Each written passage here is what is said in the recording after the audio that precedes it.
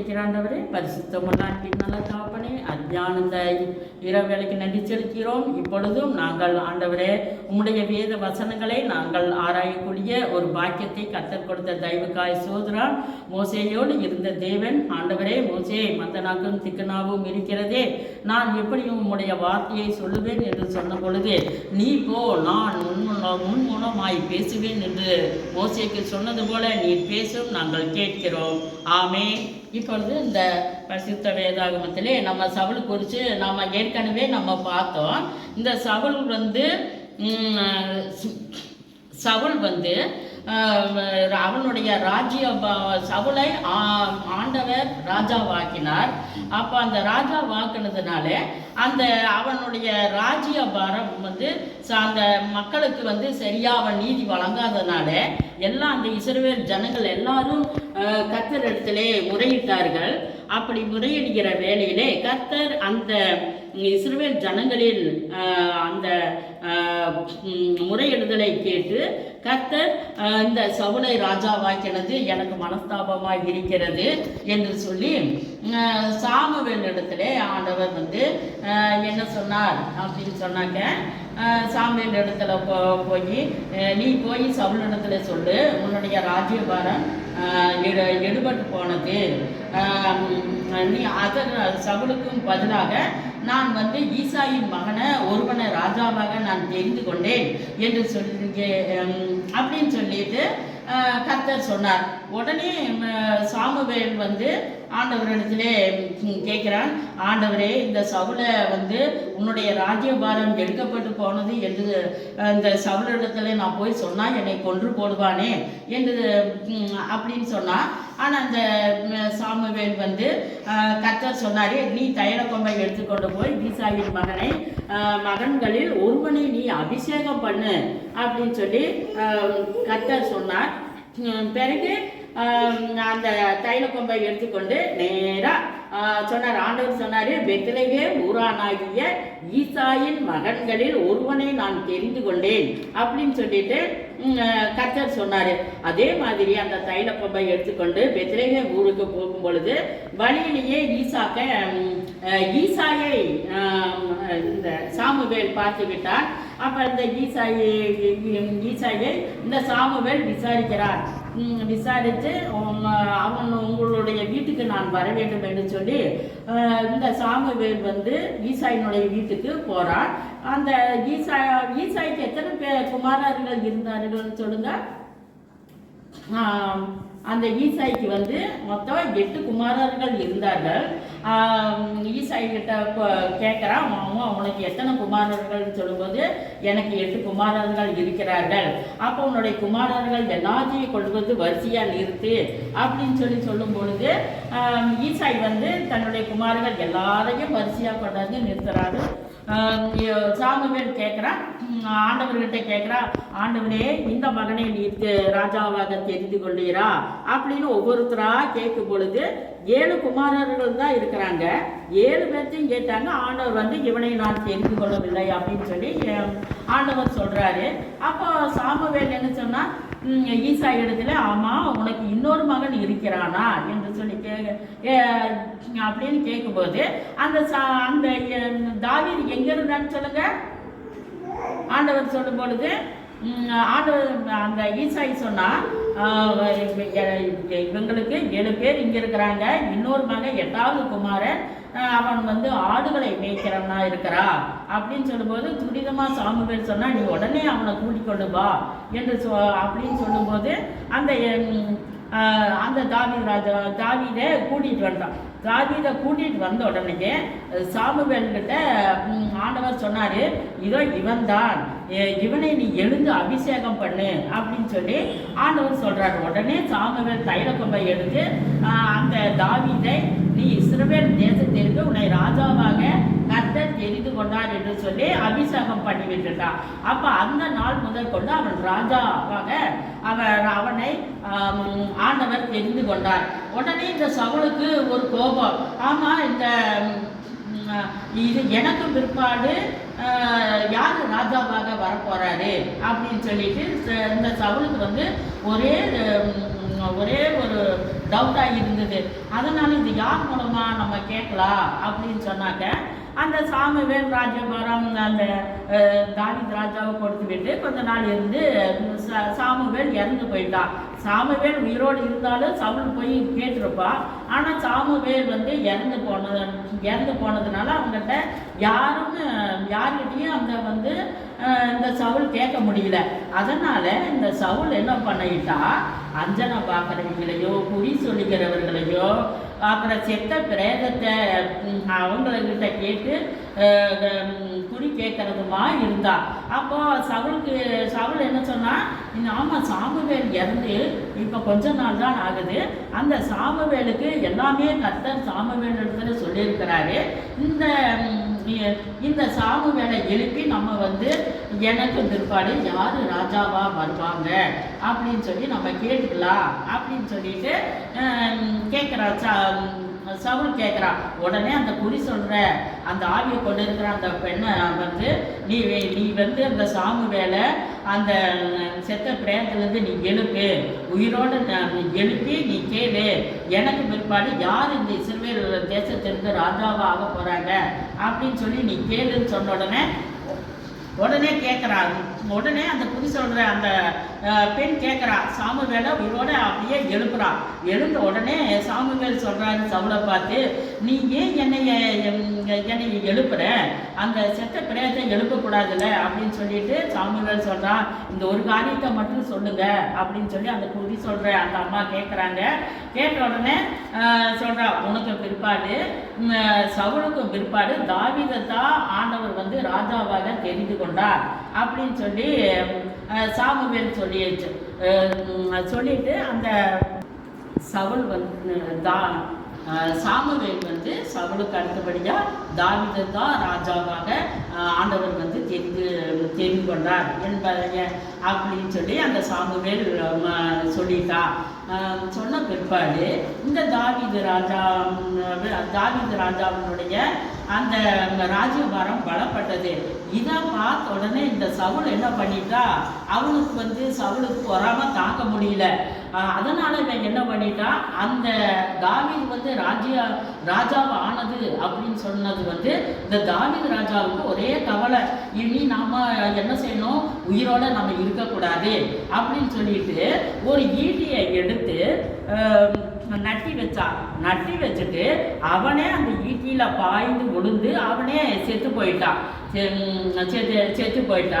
இந்த தாவீது வந்து அந்த ராஜ்யபாரம் ரொம்ப பலப்பட்டது. இதை கண்ட அந்த சவுளுடைய வீட்டில் சீமேயு என்ற ஒருவன் என்ன பண்ணனா, அந்த தாவீது ராஜாவை வந்து தூசித்து கொண்டே வந்துட்டான். அந்த தூசிக்கிறதுனால இந்த தாவீது என்ன பண்ணிட்டா, என்ன நம்மளை வந்து இவ்வளவு சிறுமைப்படுத்துகிறாங்க இந்த சவுல் வீட்டுக்காரரு அப்படின்னு சொல்லிட்டு இந்த தாவீது என்ன சொன்னா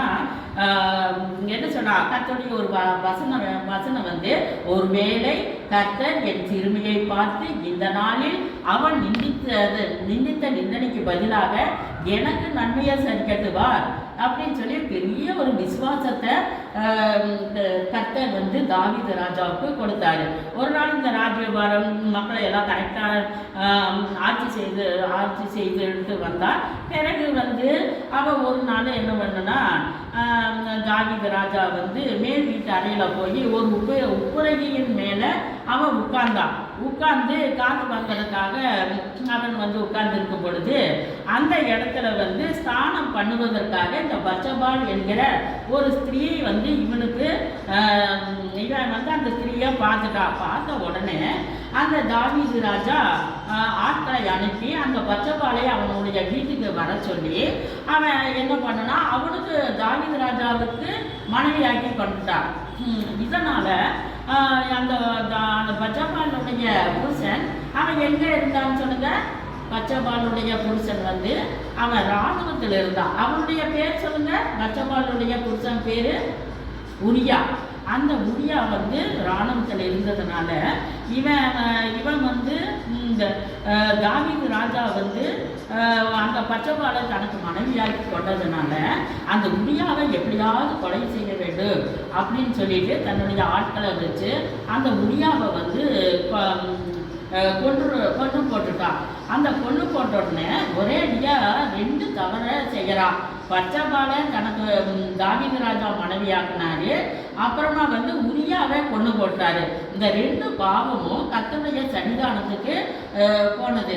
அப்போ தாவீது ராஜா என்ன பண்ணினாரு, அதற்கு முன்னாடியெல்லாம் கர்த்தருடைய ஆலயத்தை கட்டணும் அப்படின்னு சொல்லி பார்த்து பொருட்களை கேதுரு மரம், பொண்ணு, வெள்ளி இவைகளை எல்லாம் வச்சு நம்ம ஆண்டவருடைய ஆலயத்தை நம்ம கட்ட வேணும் அப்படின்னு சொல்லி ஒரு தீர்மானம் தாவீது ராஜா வச்சிருந்தார். ஆனால் கர்த்தர் என்ன சொன்னார், இந்த நாத்தான் வேலுகிட்ட நீ போய் அந்த தாவீது கிட்ட சொல்லணும், நீ வந்து 2 பாவத்தை இப்படி செஞ்சதுனால நீ வந்து உன்னுடைய கையினால என்னுடைய ஆலயத்தை கட்டக்கூடாது. ஏன் ஆண்டவர் அப்படி சொன்னார் அப்படின்னு சொன்னால் அவனுடைய கை இரத்த கரையாக இருந்தது, அதனால இந்த கைகளினாலே என்னுடைய ஆலயத்தை கட்டக்கூடாது அப்படின்னு சொல்லி தாவீது கிட்ட போய் நீ சொல்லுன்னு நாத்தான் வேலை அனுப்புனாரு. நாத்தான் வேல் சொன்ன உடனே அப்போ இந்த பச்சைபாலுக்கு குழந்தை பிறந்தது, அதுக்கு முன்னாடி ஒரு குழந்தை பிறந்தது, அது சாகிற தருவாயில் இருந்தது. அதனால இந்த தாவீது ராஜா என்ன பண்ணினாரு, உபவாசம் போட்டார். அவனுடைய பாவங்களுக்காக ஆண்டவரிடத்துல மன்றாடி ஜெபித்தாரு. ஆண்டவரே என்னை மன்னியும், இப்படிப்பட்ட பாவத்தை செஞ்சுட்டேன், என்னை மன்னியும் சொல்லி அநேக நாள் சாப்பிடாத உபவாசம் எடுத்து தரையில தான் உட்காருவார். தரையில் உட்கார்ந்து ரொம்ப நாளா அதுக்காக வந்து மன வருத்தப்பட்டு வேதனைப்பட்டு ஆண்டவரே என்னை மன்னியும் சொல்லி கத்தி கதறி அழுது ஜெபம் பண்ணி கட்டி ஆண்டவர் வந்து இதை மன்னிச்சுட்டாரு. தாவீது ராஜாவுடைய பாவங்களை மன்னிச்சதாக சாலமோன் பிறக்கிறாரு. சாலமோன் பிறந்த உடனே அவனுக்கு கொஞ்சம் அவன் வாலிபனாக இருந்த பொழுது கர்த்தர் வந்து சாலமோனை ஆண்டவர் தெரிஞ்சாரு. அதுக்கு முன்னதாகவே கர்த்தர் வந்து நாத்தான் வேலுகிட்ட சொல்லிட்டாரு, நீ வந்து கர்த்தருடைய ஆலயத்தை கட்டக்கூடாது, உன்னுடைய மகன் சாலமோன் தான் கர்த்தருடைய ஆலயத்தை கட்ட வேணும், அவனை நான் ராஜாவாக நான் தெரிந்து கொண்டேன்னு சொல்கிறாரு. இந்த தாவீது ராஜாவுக்கு வயது ஆகிவிட்டது. அடுத்தது சாலமோனை ராஜ்யம் வர தாவீதே சொன்னார், சரி எனக்கு அடுத்த பிற்பாடு நீ தான் ராஜா அப்படின்னு சொல்லிட்டு சாலமோன் அந்த ராஜா பதவியை ஏற்றுக்கொண்ட உடனே அந்த சாலமோன் பார்க்குறாரு, நிறைய ஏராளமான ஜனங்கள் இருக்கிறாங்க, இவ்வளோ ஜனங்களுக்கு நம்ம ராஜாவாக நம்ம ஆண்டவர் கொடுத்திருக்கிறாரு, அவரிடத்திலே நாம் கேட்போம், இவ்வளோ ஜனங்களை ஆளுவதற்கு எனக்கு என்ன வேணும்னு சொன்னால் சாலமோன் ஞானத்தை கேட்டார். ஆண்டவரே எனக்கு ஞானத்தை கொடுக்கணும்னு சொல்லி அவன் கேட்கறதுக்கு முன்னாடியே 1000 சர்வாங்க தகன பலிகளை இந்த சாலமோன் செலுத்தினார். அந்த சர்வாங்க அந்த காலத்திலையெல்லாம் ஆண்டவர் இயேசு கிறிஸ்து இந்த உலகத்துக்கு வராததுக்கு 1000 வருடங்களுக்கு முன்பதாக ஆடுகள் மாடுகள் பல மிருகங்களை பலியிட்டார்கள். அப்படித்தான் இந்த சாலமோனும் 1000 மிருகங்களை பலியிட்டு அந்த சர்வாங்க தகன பலிகளை செலுத்திய போது அப்புறமா ஆண்டவர் இறங்கி வந்தார். கர்த்தர் இறங்கி வந்து சாலமோனுகிட்ட தரிசனமானார். நீ ஒரு நாள் ராத்திரியில சாலமோனுக்கு தரிசனமாகி நீ விரும்புகிறதை என்னிடத்தில் கேள் என்று சொன்னான். ஏன்னா சாலமோன் வந்து 1000 தகன பலிகளை செலுத்தினான் இல்லை, அதனால இந்த காலத்துல எல்லாம் நம்ம வந்து தினமும் 1000 ஸ்தோத்திர பலிகளை நம்ம செலுத்துறோம். ஏன்னா இயேசு கிறிஸ்து இந்த உலகத்திற்கு வந்து மரித்து அடக்கம் பண்ணப்பட்டு உயிர் தெழுந்தாரு. அப்புறமா அதனால நம்ம வந்து 1000 ஸ்தோத்திர பலிகளை இப்போவெல்லாம் நம்ம ஆடு மாடுகளை எல்லாம் பலி செலுத்துறது இல்லை, ஸ்தோத்திர பலிகளை மட்டுமே ஆண்டவருடைய வாக்கு தத்தங்களை மட்டும்தான் நம்ம சொல்கிறோம். அப்போ அந்த சாலமோனுக்கிட்ட நீ விரும்புகிறதை என்னிடத்தில் கேள் என்று சொன்ன பொழுது அந்த சாலமோன் சொன்ன, ஆண்டவரே இந்த நீர் ஏற்படுத்தின இந்த ஜனங்களை நியாயம் விசாரிக்கிறதுக்கு எனக்கு உணர்வுள்ள ஞானத்தை என் ஆண்டவர் கொடுக்கணும் அப்படின்னு சொல்லி கேட்கும்போது கர்த்தர் கொடுத்தாரான்னு சொல்லுங்க. கர்த்தர் சாலமோனுக்கு அவன் கேட்ட ஞானத்தையும் அல்லாமல் அவனுக்கு அந்த கேளாத சம்பத்தையும் ஐஸ்வர்யத்தையும் கனத்தையும் மகிமையும் ஆண்டவர் வந்து கொடுத்தாரு. ராஜ்யபாரத்தான் கொடுத்தாரு ஆண்டவர். அந்த ராஜ்யபாரத்துக்கு அந்த மக்களை வந்து நியாயம் விசாரிக்கிறதுக்கு ஞானத்தை கொடுத்தாரு. இப்போ நம்ம ஆண்டவர்கிட்ட நம்ம மற்ற கேட்டாக்க என்ன சொல்லுவாங்க? எனக்கு ஞானம் வேணும், எனக்கு புத்தி வேணும், எனக்கு வந்து நீண்ட ஆயுசு நாள் வேணும், இப்படி தான் கேட்பாங்க. ஆனால் சாலமோன் வந்து ஞானத்தை மட்டும் கேட்டதுனால அவன் கேளாத ஞானத்தை கொடுத்ததும் இல்லாமல் ஐஸ்வர்யத்தையும் கனத்தையும் மகிமையையும் சம்பத்தையும் ஆண்டவர் வந்து சாலமோனுக்கு கொடுத்தாரு. ஆலயத்தையும் அந்த ஆலயம் கட்டுவதற்கு 20 வருஷம் ஆயிருச்சு. அந்த 20 வருஷத்துல ஒரு பரிசுத்தமான தேவனுக்கு நம்ம பரிசுத்தமான பொருளை கொண்டு நம்ம வந்து ஆலயம் கட்ட வேணும்னு சொல்லி சாலமோன் ஆலயத்தை கட்டினாரு. அப்புறம் சாலமோனுக்கு என்று தனக்கென்று ஒரு அரண்மனையும் தன்னுடைய ராஜரீகத்துக்கு என்று ஒரு அரண்மனையும் சாலமோன் கட்டி தீர்ந்தார். ஆமென். அல்லேலூயா.